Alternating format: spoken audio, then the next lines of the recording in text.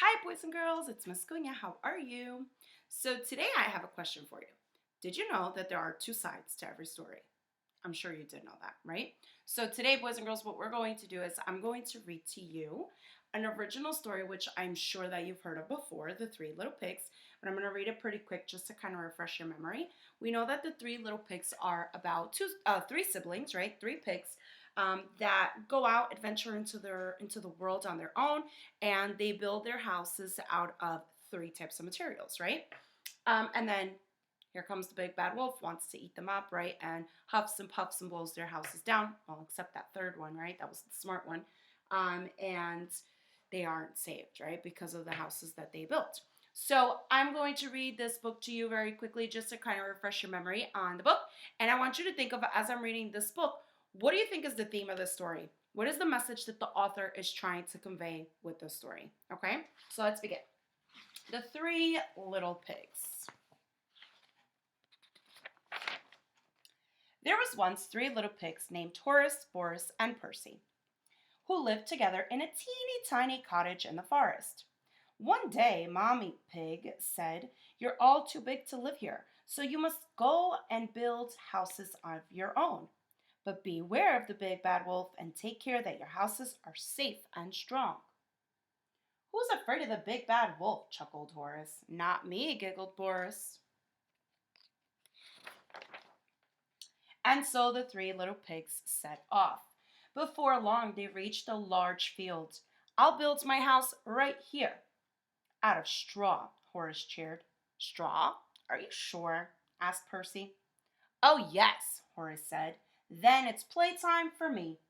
And with a pat, pat, pat and a hip, hip, hey, Horace built his house out of straw. Soon after, Boris and Percy reached the edge of the woods. "I'll build my house right here out of sticks," Boris squeaked excitedly. "Then I can go and play with Horace." "Sticks? Is that wise?" asked Percy. "It's perfect," Boris said. And with the stack, stack, stack, and a tra-la-la, Boris built his house of sticks. All afternoon, Horace and Boris laughed and danced. They had quite forgotten what their mother's warning. But Percy plodded on. "I want my house to be safe and strong," he thought. Then he came to a brick yard. "This is just what I need," he said. So day after day, Percy worked with a rumbling bump, and a tip-tip-tap, and a heave-heave-hoo, until at last his brick house stood tall and proud. The summer passed. Then one day Horace was taking a lovely bubbly bath in his little straw house when he heard something growling. He peeped out of the window and saw two big beady eyes. "By my snout!" cried the horse. "It's the big bad wolf!" Little pig, let me in," bellowed the wolf. "Not by the hairs of my chinny chin chin," yelled Horace. "And then I'll huff, and I'll puff, and I'll blow your house down," cried the wolf. And he huffed, and he puffed, and whoosh! Horace's house blew down, down, down. What is that? Whoosh. Onomatopoeia, right? Horace yelped and scurried all the way to Boris's house of sticks. "Look out!" he cried, diving behind the sofa. There in the window were big beady eyes and a sharp, pointy claws. "It's the big bad wolf," Boris chattered. Little pigs, let me in," roared the wolf. "Not by the hairs of our chinny chin chin," tumbled Boris. "Then I'll huff, and I'll puff, and I'll blow your house down." And so the wolf huffed and puffed, and crash! Boris's house clattered down, down, down. Horace and Boris squealed and galloped all the way to Percy's house of bricks. "Look out!" they shouted, and Percy saw big beady eyes, sharp pointy claws, and truly terrible teeth. It's the big bad wolf, he cried. little pigs, let me in, howled the wolf. Not by the hairs of our chinny chin chin, shouted Percy. Then I'll huff and I'll puff and I'll blow your house down. And so the wolf huffed and he puffed, and he huffed and he puffed. But Percy's brick house stayed up, up, up. So why do you think he was unsuccessful at blowing down Percy's house? Well, it was made out of bricks, right? A much sturdier material, right, to keep the house up. So think of the theme of this story, boys and girls. Think of the message that the author is trying to convey with this. What do the three little pigs learn? Is it better to rush at something like building a house, right, so that you can have time to play? Or is it better to not play and use your time to build something, in this case, that is, sturdy, so then you can have all that free time for playing after and not have to worry about the big bad wolf, right? So that is obviously not a theme because that applies specifically to the story. That's more like the main idea, but you could definitely use what I'm saying to come up with the theme, okay? So think of what the theme of the story is. So remember how I said there's two sides to every story? Well, guess what? There's the true story of the three little pigs. Now, think of this story, the first one that I just read to you. What is the point of view? We know it's third person, right? Think of which third person it is. Is it third person omniscient, where we know all the thoughts and characters of the thoughts and feelings of all the characters, or is it limited, where we only know one, right, main character's thoughts and feelings? So think about that. But you're going to see that as I read this story, this one is written in a different point of view. It's actually written in first person. So we're going to see pronouns like me, my, mine, right, my, things like that. We're going to hear those types of pronouns.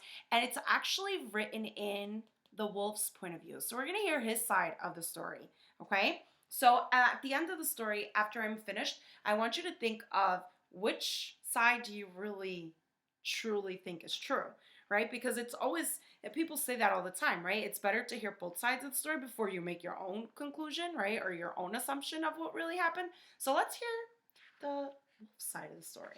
Let's see. Then we'll make a decision. Okay, so the true story of the three little pigs. Everybody knows the story of the three little pigs, or at least they think they do. But I'll let you in on a little secret.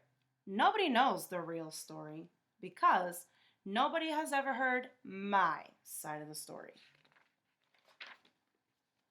I'm the wolf, Alexander T. Wolf.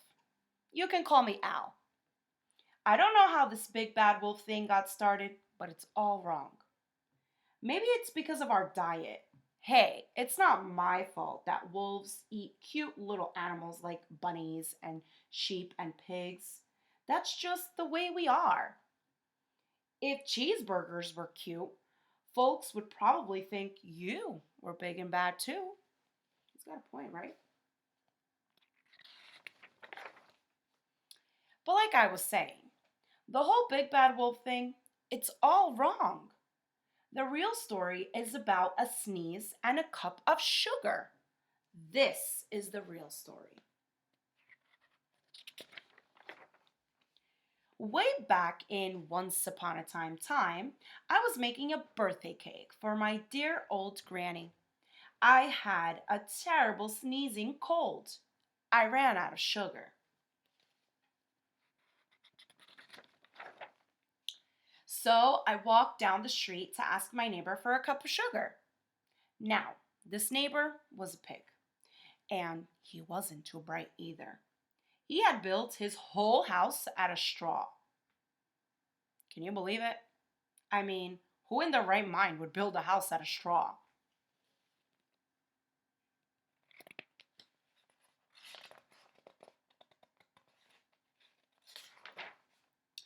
So, of course, the minute I knocked on the door, it fell right in. I didn't want to just walk into someone else's house, so I called, little pig, are you in?" No answer. I was just about to go home without the cup of sugar for my dear old granny's birthday cake.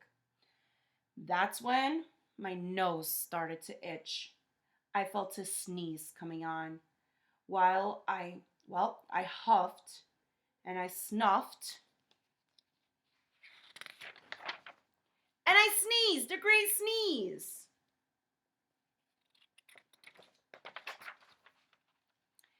And you know what? That whole darn straw house fell down. And right there in the middle of the pile of straw was the first little pig, dead as a doornail. He had been home the whole time. It seems like a shame to leave a perfectly good ham dinner lying there in the straw. So I ate him up. Think of it as a big cheeseburger just laying there. I was feeling a little bit better, but I still didn't have my cup of sugar. So I went to the next neighbor's house. This neighbor was the first little pig's brother. He was a little smarter, but not much. He had built his house out of sticks. I rang the bell on the stick house. Nobody answered. I called, little pig, are you in?" He yelled back, "Go away, wolf. You can't come in. I'm shaving the hairs of my chinny chin chin."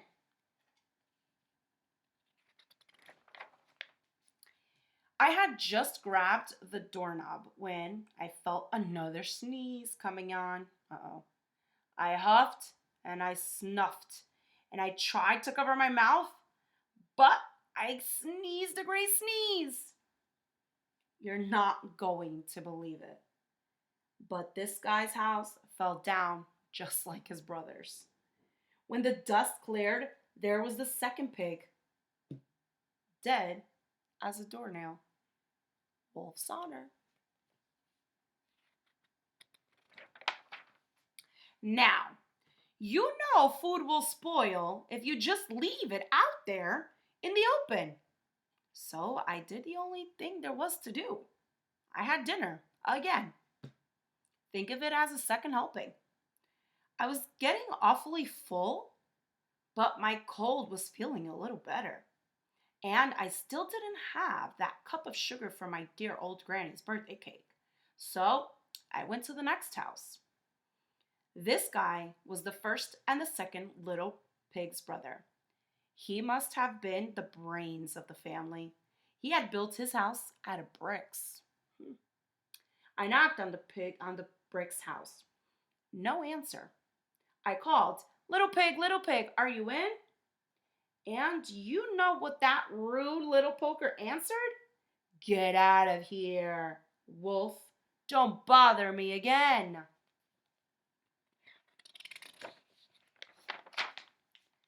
Talk about impolite. He probably had a whole stack of sugar, and he wouldn't give me even one little cup for my dear sweet old granny's birthday cake. What a pig. I was just about to go home and maybe make a nice birthday card instead of a cake when I felt my cold coming on. I huffed and I snuffed and I sneezed once again. Then the third little pig yelled, "And your old granny can sit on a pin." Uh-oh, what do you think happened? Now, I'm usually a pretty calm fellow, but when somebody talks about my granny like that, I go a little crazy. When the cops drove up, of course, I was trying to break down this pig's door, and the whole time I was huffing and puffing and sneezing and making a real scene. And the rest, as they say it, is history. The news reporters found out about the two pigs I had for dinner. They figured a sick guy going to borrow a cup of sugar didn't sound very interesting. So they jazzed up the story with all that huff and puff and blow your house down. And they made me the big bad wolf. That's it, the real story. I was framed. But maybe you can load me a cup of sugar? All right, so we heard the wolf's point of view of the story, right? His version of the story and what he claims as being the truth of what happened. So it's really interesting to see, right, boys and girls, because so many of like these fairy tales, these original stories that we learn about from being younger, right? We always we never really see the antagonist point of view or their part of the story. And in this story, the antagonist, which was the big bad wolf, right, is telling his side of the story. So that's interesting. Think about now that you've heard both sides, which one do you really think is telling the truth? Which one do you really think is the true story? Okay. So today, boys and girls, what we're going to do is we are looking at the point of view. We're also looking at theme, right? We're practicing the theme of a story. And we're also looking at the different points of view and how we're able to identify the points of view. But at the end of this week, we're going to do a really fun activity. So what you're going to do is we're giving you a list of other fairy tales, right? Original stories that you've heard. And then you're going to rewrite the story from the antagonist point of view, right? The bad guy of the story, sort of like this one. Okay, so that's going to be fun to see and to read, to see your ideas, right? And to gather your thoughts. Now, keep in mind, boys and girls, that this story, I really enjoy this story because I like the humor, right? The way it's written. He's kind of like telling the story as like he's speaking it, right? He says, well, here I am. And, this part of the story where he says, now, I'm going to try to find it. Or when he says, but now, like I was saying, he's kind of sounding like he was framed, right? He was painted as this bad guy, which he really wasn't. And I also like how, even though it's his point of view, a lot of what's in the original story, a lot of what's in the original story he also includes here. For example, when he says, when I think it was the second pig says that he's shaving the hairs of his chinny chin chin, right? So that's like something that we hear here, right? And the first story where it says, not you can't come in not by the hairs of our chinny chin chin. So it does use a lot of the things from the original story, which kind of makes it, oh, maybe this is true. Maybe this is really what happened, right? So you want to do that as well when you're writing your stories later on at the end of the week. And you're going to have more than a day to write your stories. So that's going to be fun to see, right? To get your ideas going. So we will be giving you, your teachers will be giving you a list of which stories to choose from. Okay, you can't just choose from any old story. So again, this week we'll be working on these two stories. We're looking at point of view, we're looking at theme, and then we're going to have some creative writing where we rewrite a story from the antagonist point of view, right? The villain, the bad guy of the story. All right, boys and girls, I hope you enjoyed these two stories. I hope you're doing well. I hope you had a great spring break, and I'll speak to you soon. Bye.